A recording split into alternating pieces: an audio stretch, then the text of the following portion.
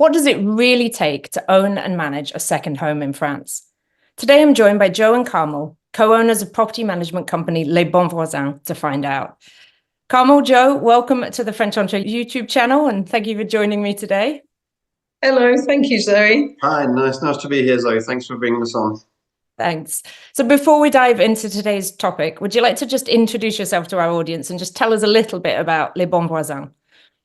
Sure. I'm Carmel, and this is I'll be Joe. Yeah, we are husband and wife, and we run Les Bons Voisins, which is a property management franchise in France. So we actually have about 18 teams throughout France. And so yep, I run my own property management territory here. So I go out on the ground and do a lot of the hands-on property management work, whereas Carmel does a lot more of the in-office management, recruitment, and general running of the company, the overall mother company, the franchise network.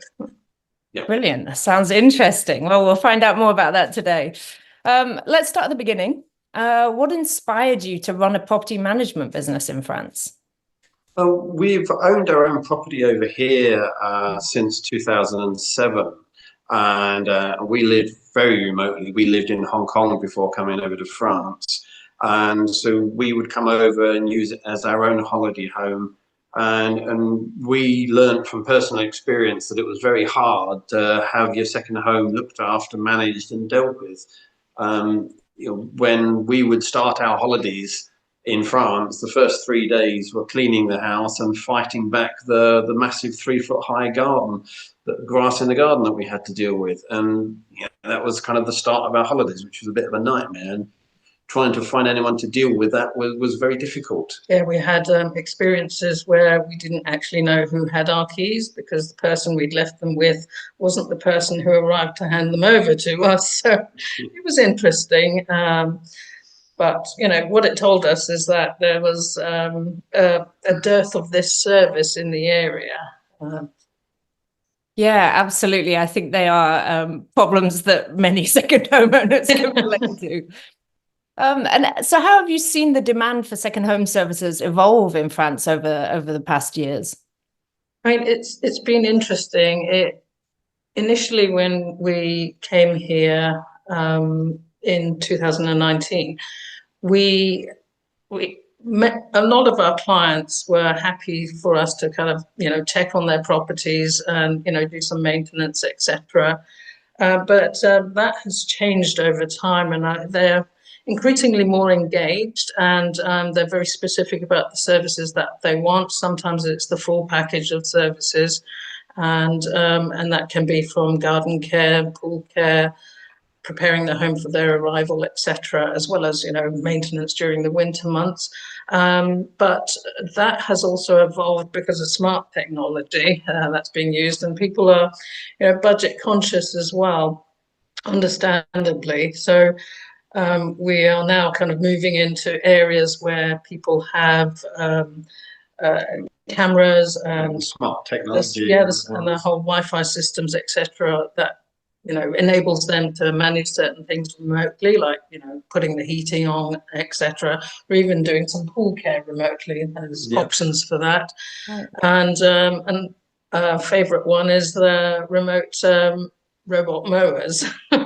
Oh yeah, there's quite a trend at the moment with remote controlled, automated, AI driven robot mowers going and cutting the grass and things. So the little devices that go around, generally they're pretty good, and you can operate them from the UK and cut your grass in France, which is all well and fine until the robot mower gets jammed up on a molehill or falls into a ditch or something, and then there's no getting away from the fact you need someone to physically pick it up and put it back again. Yeah, it has become a matter of, we don't want you to mow our grass, the robot will do it, but can you go and find it?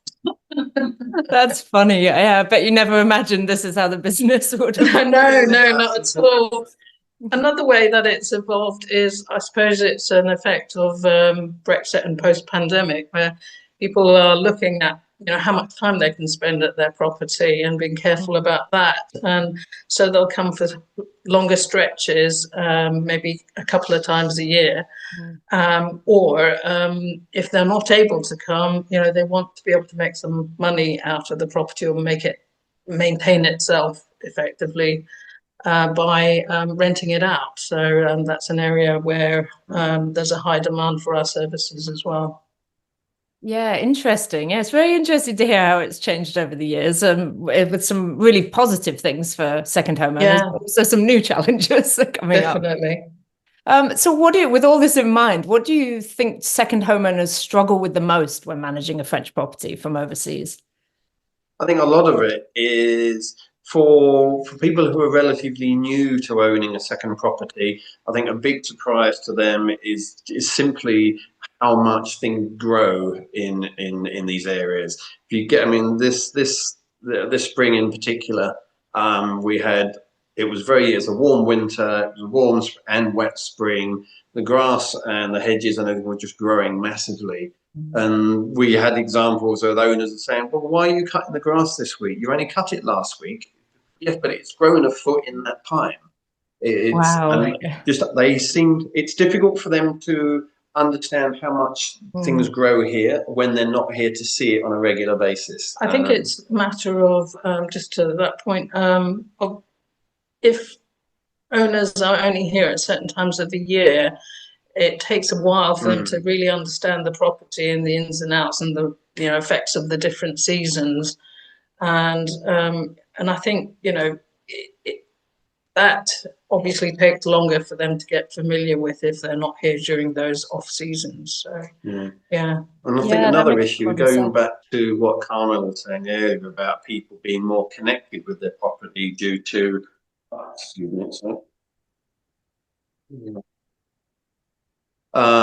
people being more connected to their properties because of the Wi-Fi and cameras and all that sort of side of things. They're also linked up to the weather systems, so they get notifications of alerts and storms coming. If there's a storm coming, they get an alert that there's a storm coming. So then they can start getting worried about their property. Or can you go and check it? Can you go and do this? Can you go and do that? So we get a lot more on-time requests to go and check things. People have seen that there's a storm coming, or there has just been a storm. They've received an insurance alert. So that we have to be a bit more responsive because of that. A bit more understanding when people are, looking at their house and worried about it. Yeah.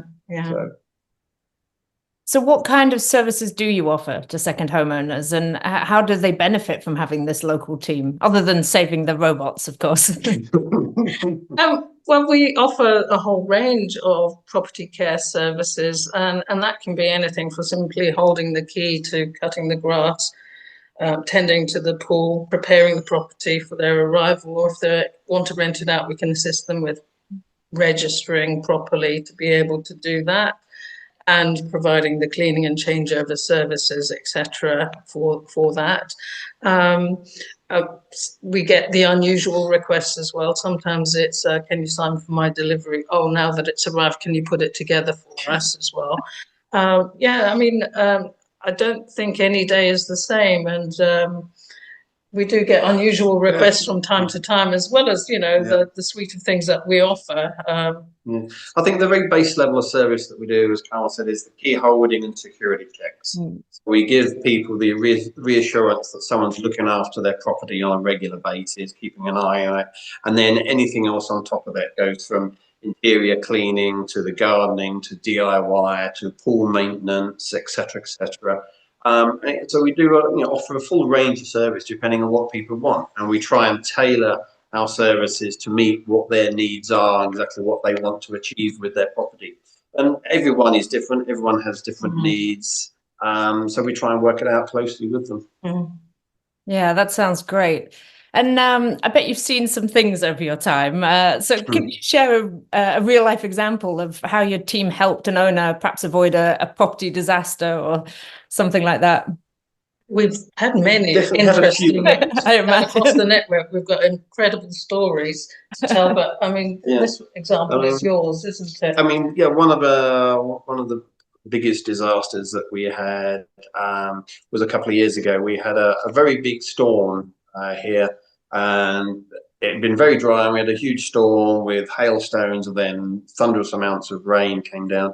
And we had a client who's lived in a valley, in the bottom of a valley, and effectively they had 1.1 meters of mud and water going their entire house, and it basically burst the front door down and filled up their room, to the effect that they had a big double-sided American-style fridge freezer that we found floating in their living room. And so we were able to get on site immediately after the storm had come through, and the local sapeurs-pompiers were down there helping clear everything out. They were wonderful. They were really, really good. Where we really came into our own was the owners were overseas, couldn't get back to the property, and they had to submit all the insurance documents within 10 days in order to file a certified claim on the damage to the property. So we were able to put all that documentation together, as well as cleaning the property, and submit the insurance documents on time for them. So that we couldn't prevent the disaster, but we could certainly help mitigate it and get the place cleaned up and sorted for them. So by the time they came over, a lot of it was sorted out for them. You do have another example where it was disaster prevention, I would say. Was that the sanitation? Oh yes. So we had another one whereby very new clients had just taken over a property or something, and they had guests coming in a couple of days, and we got a message from them saying, we're not quite sure what's going on. But the owner had come in just prior. Well, so the owner was on site visiting to stay for a few weeks, and they had some guests coming to visit with them. And he said they had effectively raw sewage coming up from the plug in the shower. Oh, so the shower bowl had raw sewage in it and stuff. And so when we looked into it, we found out that their septic tank was overflowing because it hadn't been emptied properly. Oh, no. Whereas if they had property management previously, that's one of the things that we look at, and we would have arranged for that to have been cleaned out in a reasonable manner and in timely manner. In this case, they weren't entirely familiar with the property, and we established that the septic tank hadn't been emptied for 16 years. Yeah. But the owner, unfortunately, didn't know where it was, so we had to kind of find the septic tank in the first place. It literally took me a day and a half to actually find the septic tank, because the bramble bushes had completely covered it and grown over it. So it was a bit of a disaster all around, that one. Yeah, well, the windows were open for a couple of days, isn't it?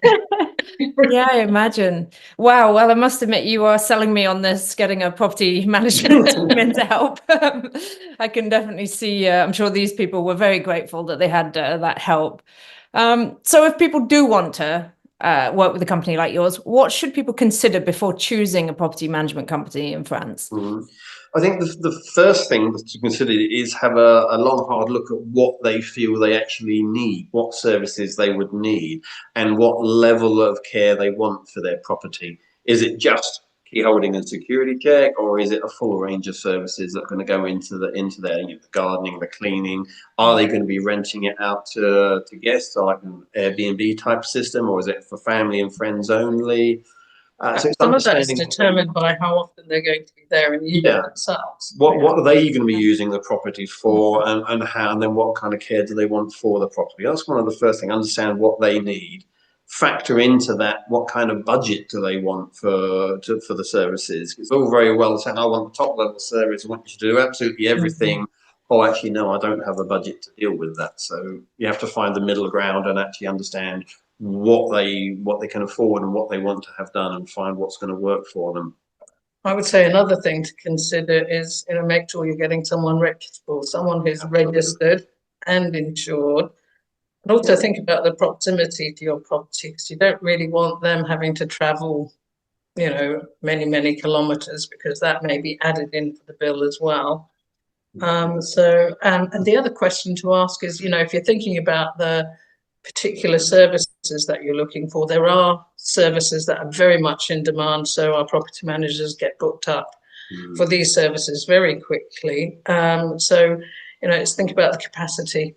or ask the question about their capacity. I think it's kind of so the proximity of your property manager is very important. If they have to travel an hour and a half just to get to your property, A, they're not going to be as responsive. They're not just going to call in at a moment's notice. So it's more challenging. But in addition, if you have someone who's very local to your property, they know the area, they know the people, they know the trades, and they know the artisans. So they're more likely to be able to get people sorted and come to do works at your property when it's needed to. So the local knowledge is very important. Yeah, that makes a lot of sense, and there's some really good advice in there. And just to clarify, whereabouts in France do you have services? Are they all over or in concentrated areas? We have a map on our website, but I would say where a lot of the Anglophones tend to settle, which is Normandy, Brittany, down to the Charente, and usually the kind of the west coast areas and the Dordogne and down towards the Aude and So we got about 18 areas at the moment, and so it's generally sort of so Brittany, the west coast, and coming down and then drifting across through us in the Gers and over towards Carcassonne, the Aude, and the Provence style area, around that sort of area. Yeah, we're getting more and more interest in other areas like the Lot and just kind of inland from the Charente and so on. So it's we're expanding.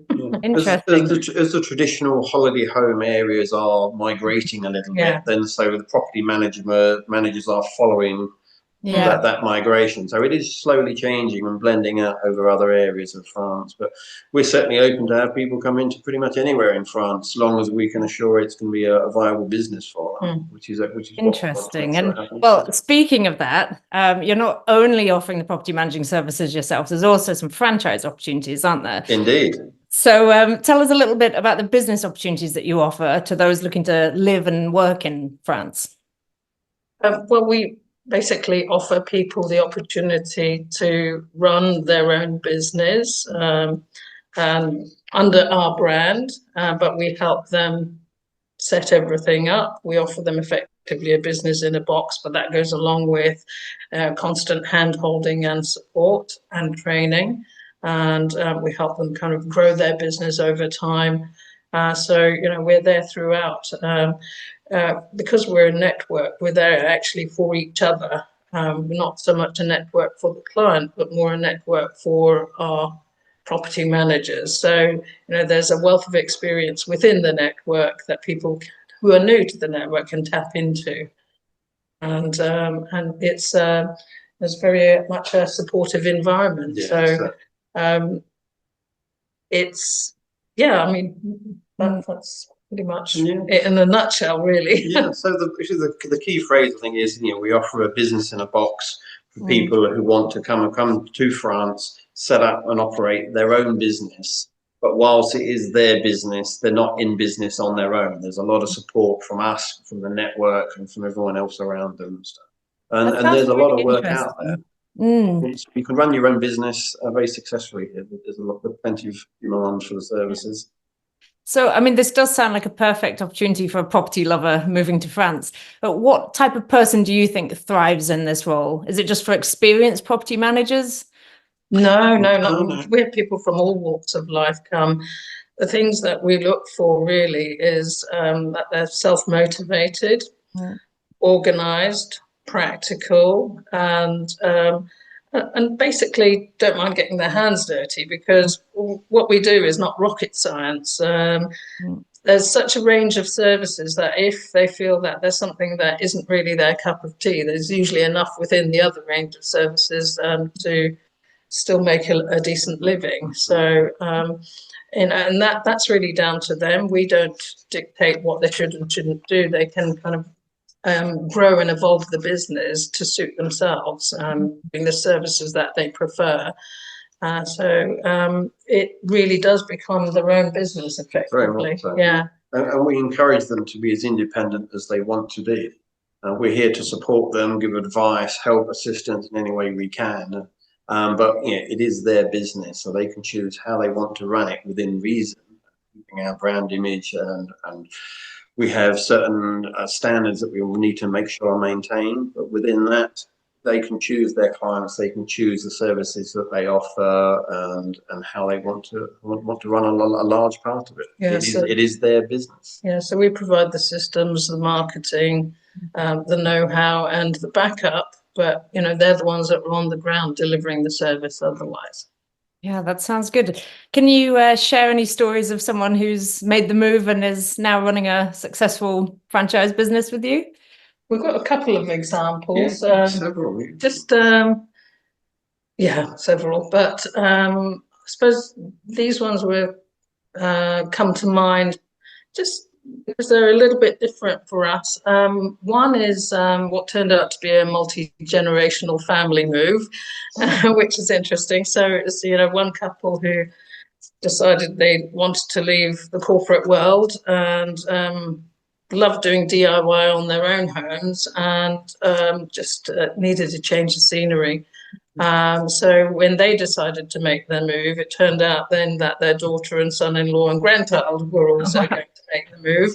And then after that, the parents. So you had, 3 generations of the same household set up and enjoying life in France. And what I think is a key to success as well for people is the language is hugely important, but it's also having a community.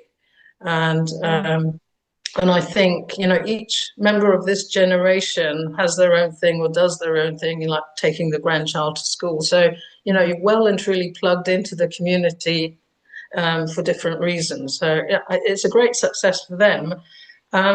Naturally, because they're so plugged into the community, people ask and want to know what is it they do. And so word gets out there and people are happy to refer them. And so they run a very successful business. Nice. It's not long into being established that they are well known, and word of mouth works really well. It's certainly the best form of advertising is boots on the ground and people getting to ask you questions and you answering them, and people say, oh, interesting, well, I know someone who might want that service, can I have a card? Exactly. That works very well. Yeah, the other team that comes to mind is a younger team. They're the youngest team in our network, and what was quite amusing for us, we didn't know this until they were already established with us. They came in, sold their property, decided to rent for a little while they found their feet, and we started to help them build the business. But within 12 months, they were at capacity and could not take on any more clients. What they had done as well is bought their own house and were gradually renovating their own house as well. But a member of this team said to me, oh, my father was dead against us doing this because he thought you were a scam. It was too good to be true. We were like, okay. And he was delighted, a year later to come and visit them and see how busy they were, running a successful nice to prove him wrong. Yeah, exactly. I'd like to meet him one day. I mean, it does sound like a great opportunity, especially, I know moving to France, it can be hard to find job opportunities, and it's a lot to set up a business on your own from scratch. So this does sound like a great opportunity to, get involved with something, but also have that support. And speaking of which, what kind of support or training do you provide to help the new recruits settle in and help them on the way to success? Well, we actually we do a lot of support around getting people plugged into the systems here in France and understanding what their obligations are. Because of the fact that we're running a business, we need to make sure that they're above board, everything's legal, and that they tick the boxes as far as any regulatory requirements are concerned. So we support them through all of that, but we educate them on what is required. So it's not just us doing it behind the scenes. We need them to understand why we're doing it and what we're doing. Yeah, that's great. as a result of setting up their business, they get plugged into the various systems here in France in terms of health, social security, tax. And I mentioned language is really important. If they're not coming on a visa and have a language requirement as a result of the visa, we still encourage them to, take language lessons here, because it does kind of give them a different opportunity to see France through a different lens. So it's not something that we offer ourselves, but it's strongly encouraged. We basically train them on, how to promote their business in their local area. And I mean, in addition to the, if you like, pre-joining us phase, which a lot of it is plugging them into the system and stuff, we then have a dedicated 2 or 3 day course where they come and join us in our office down here in the south. We spend 2 or 3 days with them going through a whole load of course material where we teach them and basically how to be full-on property managers, everything from how to look after the keys right through how to correctly monitor your work and how to invoice correctly for your work to the client. We talk about client conundrums, problems they may come across, give them real world examples, how to track the actual work that they do, which is obviously very important, and how to look after the properties. So we spend a lot of time with them. Then once they've done that, they go away and they start setting up their own territory in whichever area they're going to be in. But we'll then also set them up on a mentor program with some of our experienced, ideally close to them, franchisees. So they have a full proper mentor program with them for at least the first 6 months of their time with us. But then we're there to answer questions and help them in any which way we can. We plug them into the LBV network, so they have access to all the other franchisees around. And as soon as they join, we make sure we do a formal introduction to everybody, so everyone knows that they're there. And it's a very, we have things like emails and WhatsApp groups and stuff, so you can just very easily, very quickly ask a question of the rest of the network. And everyone's been in that situation where they were the newbies at some point. So they recognize how important it is to get that experienced advice coming through fairly promptly. And the network is very good at helping. So that makes a big difference. Just having that support and being a part of that network does make a big difference. It's also one area that a lot of people might not necessarily have experience in, and that's in maintenance of swimming pools. So we have a swimming pool course that we send people on in the springtime. So and we run it every year just in case anyone wants a refresher. Well, it really sounds like you've thought of everything, and I imagine that having that kind of advice and support is really invaluable if you're setting up a business and learning the ropes of a new job. It's a very big move for people to make, coming from, say, the UK or another country, setting up a new life and a new business and a new house in France. It's a big decision. So we've been through it ourselves. So we understand what it's like, and we want to try and support them as much as we can in any way we can to make sure that they're successful, they're comfortable, and they're enjoying what they're doing, which is the main factor. Yeah, I mean, people come from all walks of life, like ex-military, corporate world. Some people have been self-employed before, others not. So it's a huge leap to go from salary to self-employed. But we along the way, even in the recruitment stages, we go through a lot of conversations about preparing yourself for that. Any final words of advice for people moving to France? Come join us. You don't know what you're missing. It's brilliant. I would say no day is the same, and expect the unexpected. But it's we enjoy it. Fun. I mean, it's a very interesting job. You meet some wonderful people. That could be the locals, it could be the artisan, the tradesman, it could be the property owners or the guests coming to stay there. You meet a really interesting section of society. France is just a lovely place to live and operate anyway.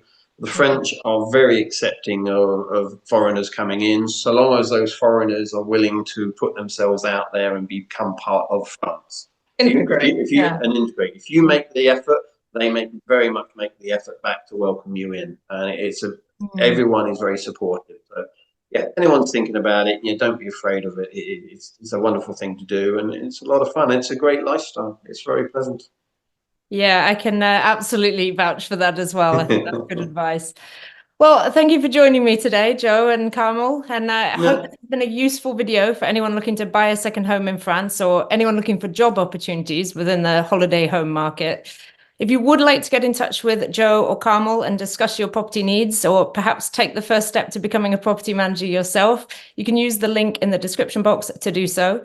If you're looking to buy a property in France, you might also want to become a French Entree member, so you can benefit from our exclusive members content. Head over to frenchentree.com/members or click the link also in the information box below. Finally, don't forget to subscribe to this YouTube channel and ring the notification bell, and we'll see you next time.